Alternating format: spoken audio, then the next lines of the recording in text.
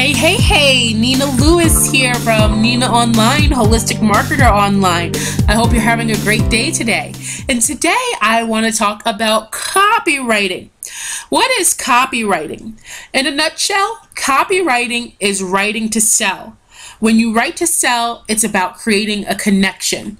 And I want to put in a little disclaimer here because before, when I first started writing copy, I used to advertise myself as a copywriter, and a lot of people would get confused and think I was a copywriter that, stopped copyright infringement on books and articles. No, it's not that kind of copywriter. I'm a copywriter is a marketing communications writer, a business marketing writer, or business communication writer. It's same as copywriter. But the main goal of copywriting is writing to sell. You want to use words that create connection and rapport and build a relationship with your target audience so they can get to know, like, and trust you.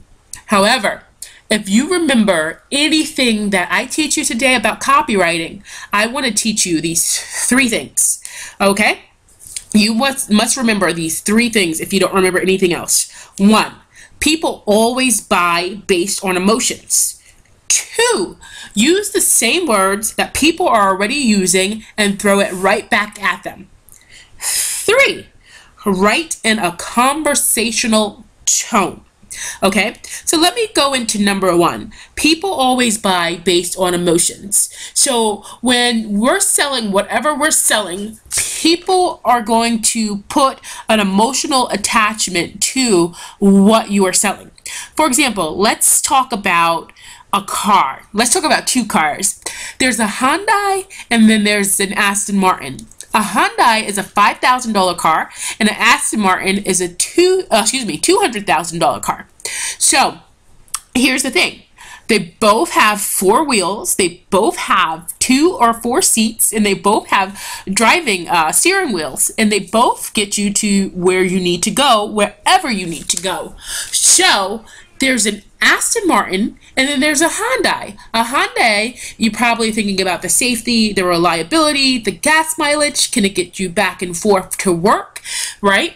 So when you're buying an Aston Martin, when you're thinking of the Aston Martin, you're probably thinking about the prestige, the accomplishment that you're accomplished. You're probably thinking about luxury, pride, I don't know, attraction. You're thinking a lot of things. Like, if I have this car, people are going to think, the Aston Martin I'm talking about, it's going to make me feel, let me rephrase that, it's going to make me feel powerful. It's going to make me feel accomplished. It's going to make me feel attractive. It's going to make me feel prideful. It's going to make me feel, disciplined and determined. These are the emotions that I'm feeling. It's going to make me feel great and happy, joyful, right?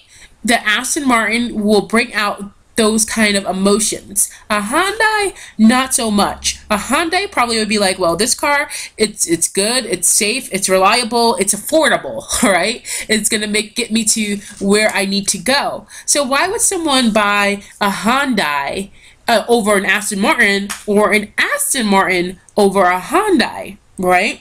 So when we market to people's emotions. And I want to tell you another story, a personal story that I can relate to, is because what happened was, I've always struggled with my weight. I'm down 20 pounds and I have 20 more to go, so it's always been a struggle for me, but I think this is the last time.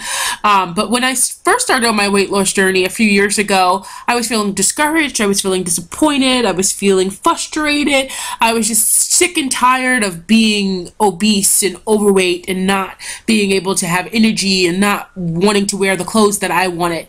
So I would see my friends, they would exercise, they would look great, they would, they were skinny minis, and I was still here struggling to, really find my perfect sweet spot for my weight.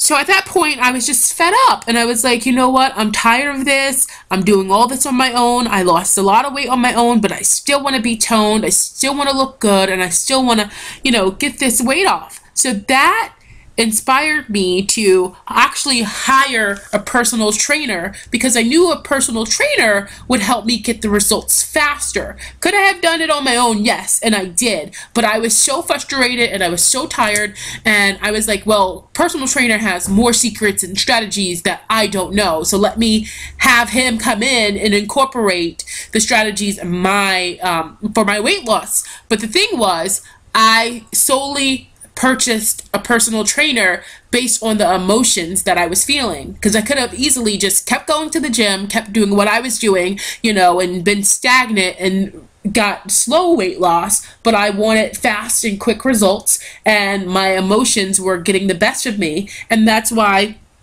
I hired a personal trainer. Okay, so 2, what do I mean by use the same words people are already using?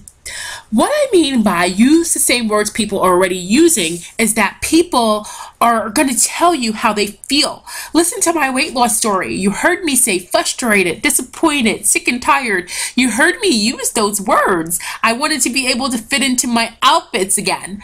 So what you can do is find out where your target market is hanging out and find out what they are saying, and just go to the forum. You can go to forums, you can go to social media, and you can really get an idea of what your target audience is having trouble with.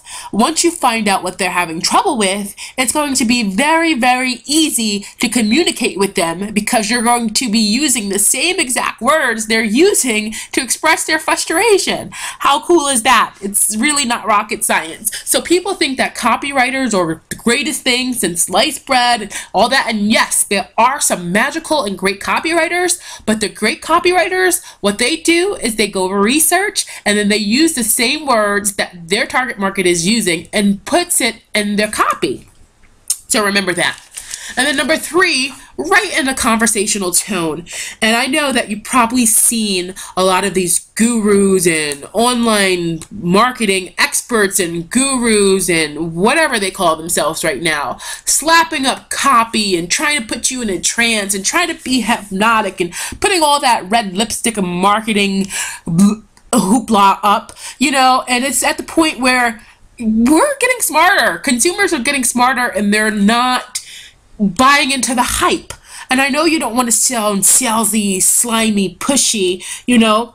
So when you're writing copy, you always want to write in a conversational tone.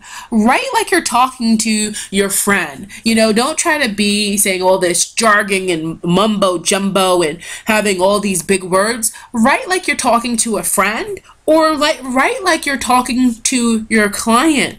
You know, so I always say keep it in a conversational tone. Keep it fun, keep it witty, keep it light, and it's just like, and I can show you better than I can tell you, but we need to stop trying to be like salesy, pushy, slimy, because it turns off your customers and it's not authentic. You want to come from a place of service, and you want to come from your heart. For example, look at me. I'm doing this, and this is all, well, this is a teaching course, but even in my copy that you see that you got here, you'll notice that I'm using the words that you use, because I did research, you know, and I'm talking to you like I'm a person, and I'm not talking to you like, oh, I'm going to put you in a trance, and if you don't buy my stuff, you need to buy it now, and you're going to forget it and be stuck forever.